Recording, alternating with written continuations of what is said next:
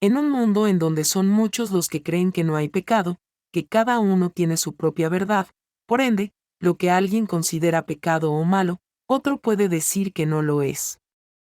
Esta concepción errónea de la moral se clarifica en cuanto reconocemos que sí hay verdades absolutas, las que vienen de Dios, y por Él, hemos recibido las leyes que debemos de seguir, para vivir conforme a su voluntad. Como muy bien nos dice el apóstol. Si decimos que no tenemos pecado, nos estamos engañando a nosotros mismos, y la verdad no está en nosotros. Pero si confesamos nuestros pecados, Él, que es fiel y justo, nos perdonará nuestros pecados y nos limpiará de toda maldad. Si dijéramos que no hemos pecado, sería como decir que Él, Dios, miente, y su palabra no estaría en nosotros. 1 Juan 1, 8-10. Todos y cada uno de los seres humanos somos pecadores. Los únicos que vivieron libres de pecado fueron Jesús y su Santísima Madre, la Virgen María. Desde Adán y Eva, el pecado ha sido parte de la vida de toda la humanidad. Hizo falta la obra redentora de Jesucristo, para que pudiéramos recibir la salvación, para así poder llegar a vivir en la presencia de Dios, por siempre, en el cielo. Como pecadores que somos todos, debemos reconocer que nuestra vida ha de ser una lucha en contra del pecado que habita en nosotros. Y así, no hago el bien que quiero, sino el mal que no quiero. Pero cuando hago lo que no quiero, no soy yo quien lo hace, sino el pecado que reside en mí. Romanos 7, 19-20. Dios, en su infinita misericordia, nos dejó los medios para vencer el pecado y vivir en la gracia de Dios. Estos medios son los sacramentos, que nos llenan de la gracia de Dios. Empecemos por definir lo que es el pecado. El pecado es una falta contra la razón, la verdad, la conciencia recta, es faltar al amor verdadero para con Dios y para con el prójimo, a causa de un apego perverso a ciertos bienes. Hiere la naturaleza del hombre y atenta contra la solidaridad humana. Catecismo de la Iglesia Católica 1849. El pecado afecta la relación con Dios, con el prójimo y consigo mismo. Es cuando le decimos no al amor cristiano. Todo pecado que cometemos es una falta en contra de Dios, por eso. No faltes ni en lo grande ni en lo pequeño, y de amigo, no te vuelvas enemigo. Eclesiástico 5, 15. Todo pecado hiere la relación con Dios.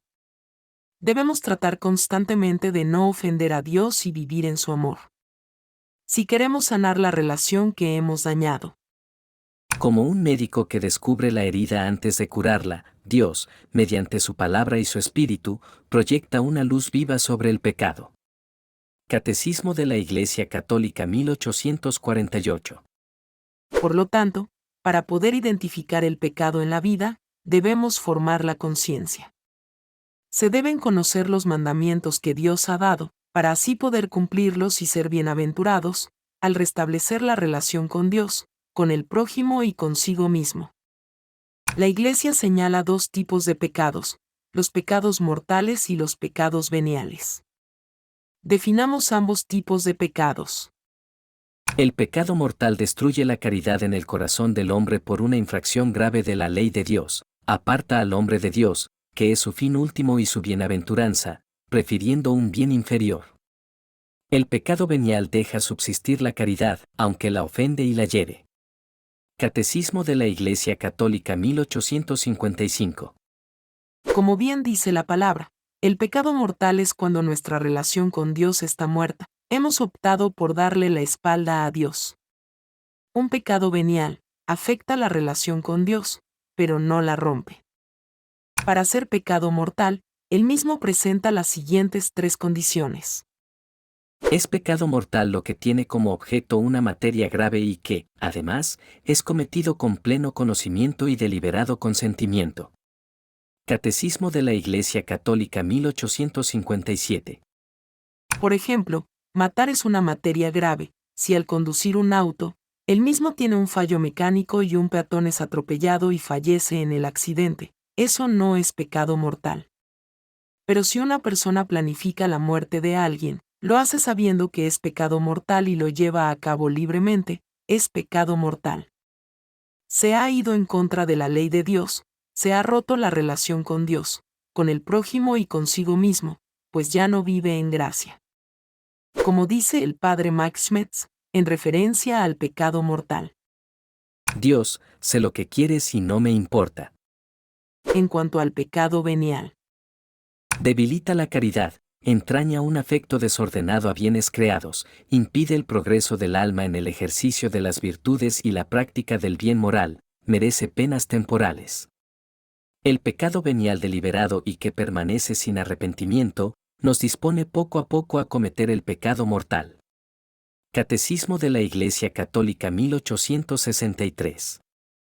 Como se dijo al principio, no hay pecados pequeños o grandes, hay pecados. Con esto en consideración, ningún pecado se debe pasar por alto, pensando en que por ser venial, su efecto no es grave. No debemos permitir que el pecado venial se convierta en mortal. Ningún pecado es privado, aunque se realice escondidas de los demás.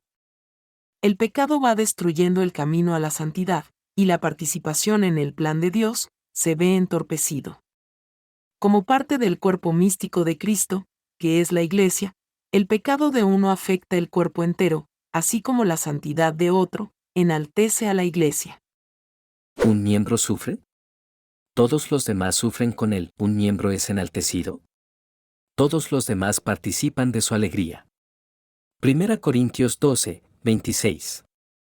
De aquí que hablemos de pecado social.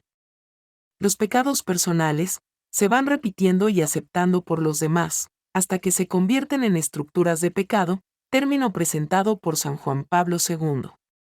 Sobre esto nos dice el Catecismo de la Iglesia Católica en el número 1869. Así el pecado convierte a los hombres en cómplices unos de otros, hace reinar entre ellos la concupiscencia, la violencia y la injusticia. Los pecados provocan situaciones sociales e instituciones contrarias a la bondad divina. Las estructuras de pecado son expresión y efecto de los pecados personales. Inducen a sus víctimas a cometer a su vez el mal. Podemos mencionar como estructuras de pecados, la corrupción, la guerra, la manipulación a través de los medios, la esclavitud moderna, la trata de humanos, el racismo, el discrimen, la dictadura, entre otras. Reconozcamos la necesidad de admitir que somos pecadores, que necesitamos de Dios y de su gracia. Acudamos al sacramento de la reconciliación, para recibir el perdón de nuestros pecados y frecuentemos la Eucaristía para tener la gracia para vencer el pecado que habita en nosotros. Que Dios te bendiga.